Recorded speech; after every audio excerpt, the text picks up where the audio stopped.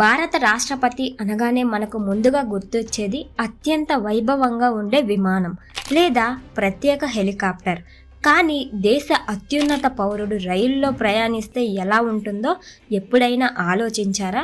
అది సాధారణ రైలు ఎంత మాత్రమూ కాదు, అదొక నడిచే రాష్ట్రపతి భవన్. ఒక రైలు కాదు, ఏకంగా 3 రైళ్లతో కూడిన ఊహించని భద్రతా వ్యూహం. ఆ రైలు వెళ్తుంటే మిగతా ట్రాక్లన్నీ ఎందుకు ఖాళీ అవుతాయి? అందులో ఉన్న రాజభోగాలు, డబుల్ గ్లేజ్ బుల్లెట్ ప్రూఫ్ ఫీచర్లు ఏమిటి? ఇటీవల రాష్ట్రపతి ద్రౌపది ముర్ము గారు ఒడిశా పర్యటనలో భువనేశ్వర్ నుంచి బెర్హంపూర్ వరకు 170 కిలోమీటర్లు ప్రయాణించిన ప్రెసిడెన్షియల్ రైలు సీక్రెట్స్ ఏమిటో ఈ వీడియోలో వివరంగా తెలుసుకుందాం. సాధారణంగా భారత రాష్ట్రపతులు సుదూర ప్రాంతాలకు వెళ్ళడానికి విమానాలు ఉపయోగిస్తారు. కానీ ఇటీవల ఒడిశాలో కురిసిన భారీ వర్షాల వల్ల విమాన ప్రయాణం సాధ్యం కాలేదు. దీంతో రాష్ట్రపతి ద్రౌపది ముర్ము గారు సుమారు 170 కిలోమీటర్ల ప్రయాణానికి ప్రత్యేక రాష్ట్రపతి రైలును ఎంచుకున్నారు. ఒడిశా గవర్నర్, ముఖ్యమంత్రి కూడా ఆమెతో పాటు ఈ చారిత్రాత్మక ప్రయాణంలో పాలు పంచుకున్నారు. విమానం లేకపోయినా ఈ రైలు ప్రయాణం ఒక సరికొత్త రికార్డును క్రియేట్ చేసింది. ఈ రైలు లోపలికి అడుగు పెడితే మనం ఏదో ఒక రాజప్రాసాదంలో ఉన్నామా అనే అనుభూతి కలుగుతుంది. అందుకే దీన్ని మొబైల్ రాష్ట్రపతి భవన్ అని పిలుస్తారు. ఇందులో అత్యంత లగ్జరీగా డిజైన్ చేసిన ప్రెసిడెన్షియల్ సూట్, ఎయిర్ కండిషన్డ్ బెడ్రూమ్లు, విలాసవంతమైన living room, conference hall, office room మరియు పూర్తి స్థాయి కిచెన్ సౌకర్యాలు ఉన్నాయి.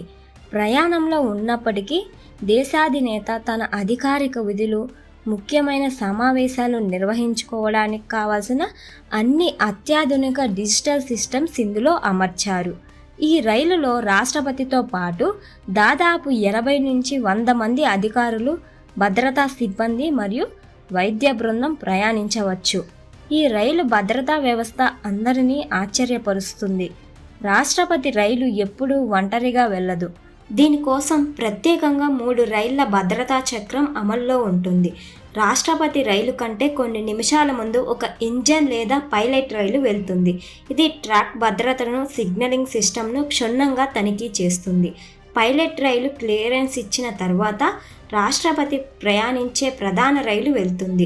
ఇందులో డబుల్ గ్లేజ్ బుల్లెట్ రెసిస్టెంట్ కిటికీలు, అత్యాధునిక సర్వేలెన్స్ కెమెరాలు ఉంటాయి.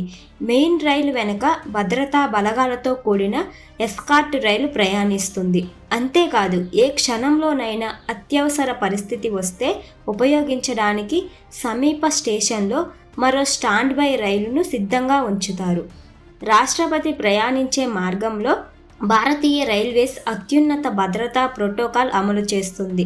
ఆ ట్రాక్పై వేరే ఏ ప్రయాణికుల లేదా గూడ్స్ రైళ్లను అనుమతించరు. ఎదురుగా వచ్చే రైళ్లను సైతం ముందే స్టేషన్లలో నిలిపివేస్తారు. మార్గ మధ్యంలో ఉన్న లెవెల్ క్రాసింగ్లన్నీ మూసివేసి ప్రతి 100 మీటర్లకు పోలీసులు మరియు ఆర్పీఎఫ్ సిబ్బంది పహారా కాస్తారు. రాష్ట్రపతి రాకకు కనీసం 3 గంటల ముందే సదరు ప్లాట్ఫామ్లను పూర్తిగా ఖాళీ చేస్తారు. ఆ ప్రాంతం మొత్తాన్ని నో ఫ్లై జోన్గా ప్రకటించి డ్రోన్లను కూడా నిషేధిస్తారు.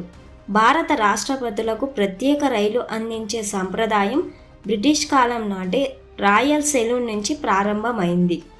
స్వతంత్ర భారత తొలి రాష్ట్రపతి డాక్టర్ రాజేంద్ర ప్రసాద్ గారు కూడా ఈ ప్రత్యేక రైలులోనే దేశవ్యాప్తంగా పర్యటించారు. గంటకు 90 నుండి 100 కిలోమీటర్ల వేగంతో ప్రయాణించిన లోపల ఉన్న వారికి ఎలాంటి కుదుపులు తెలియకుండా దీనికి ఎయిర్ సస్పెన్షన్ టెక్నాలజీని ఉపయోగించారు. ఒక రకంగా చెప్పాలంటే రోడ్డుపై వెళ్ళే బుల్లెట్ ప్రూఫ్ కారు కంటే ఇది అత్యంత సురక్షితమైనది.